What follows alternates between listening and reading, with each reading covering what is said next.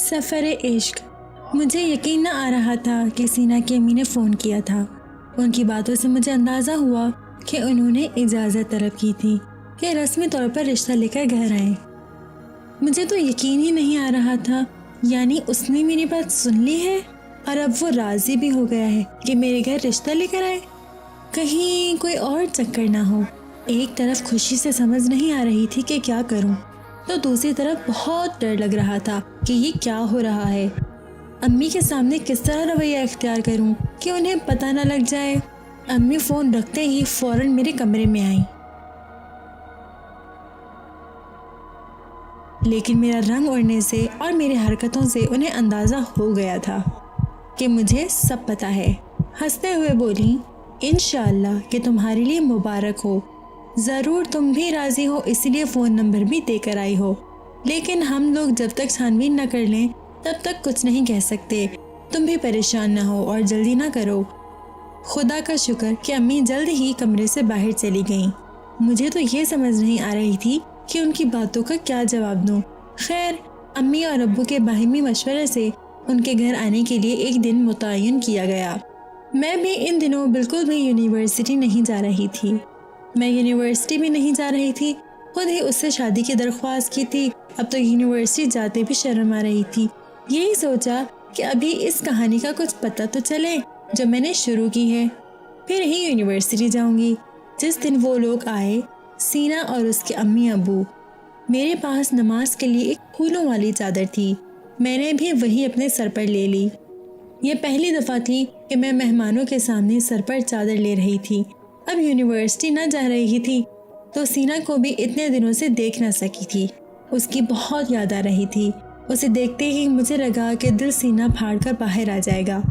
والدین آپس میں تعارف کروا رہے تھے اور سینا کچھ دیر بعد مسکراہٹ کے ساتھ میری طرف دیکھتا اور میری خوشی اور بڑھ جاتی اور ڈر کے بجائے امیدوار ہو جاتی۔ امی ابو کے سوالات اور باتیں مجھے تو کچھ سنائی بھی نہیں دے رہا تھا۔ واقعی سر پھرے عاشقوں کی طرح اس کی محبت کی خواہاں تھی اور کسی چیز کی پرواہ نہ تھی مجھے۔ امی ابو نے ایڈریس وغیرہ لیا کہ وہ پوچھ گچھ کروا سکیں، اور سینا کے امی ابو نے ہم دونوں کے لیے باہر اکیلے ملنے کے لیے اجازت مانگی، اور میرے لیے یہ ایک بہت بڑی خوشی کی خبر تھی۔ ان کے جانے سے میرا دل بھی ڈوب گیا، نہ نیند آتی نہ ہی بھوک لگتی، پہلے سے زیادہ بے قرار ہو گئی تھی۔ لیکن طبیعت تب اور زیادہ خراب ہو گئی جب ابو نے آ کر کہا کہ مجھے یہ فیملی بالکل اچھی نہیں لگی۔ مجھے تو لگتا ہے کہ یہ اس طرح کے مذہبی لوگ ہیں جو اپنے علاوہ باقی سب کو حقیر سمجھتے ہیں۔ مجھے لگ رہا تھا کہ جیسے میری دنیا کو کسی نے آگ لگا دی ہو۔ کچھ کہنا چاہ رہی تھی، دفاع کرنا چاہ رہی تھی، لیکن کیسے؟ دل میں معاملہ اللہ کے حوالے کر دیا تھا۔ ابو بہت ہی منطقی شخص تھے، بلا وجہ کوئی بھی بات نہ کرتے تھے۔ انہیں بس یہی خبر نہ تھی کہ ان کی بیٹی کا ہی دماغ خراب ہوا ہے اور اسی نے رشتہ مانگا ہے۔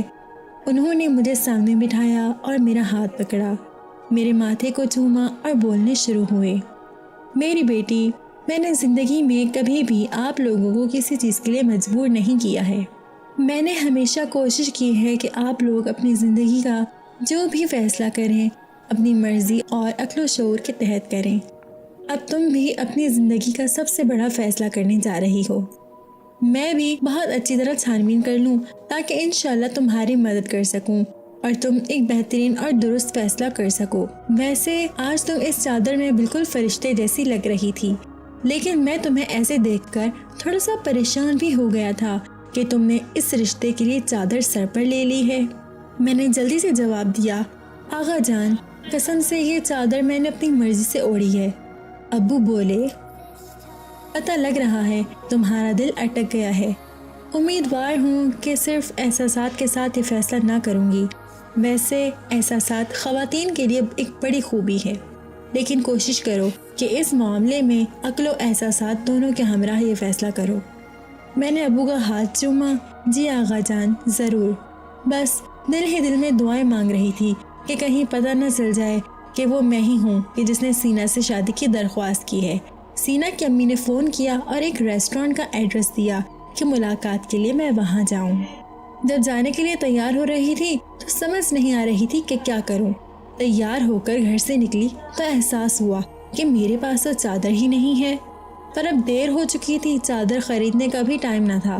پھر سوچا کہ واپس جا کر وہی نماز والی چادر سر پر اوڑھ لوں، لیکن پھر خیال آیا کہ ایسے تو اور ہی زیادہ نمایاں ہو جاؤں گی، رہنے دو۔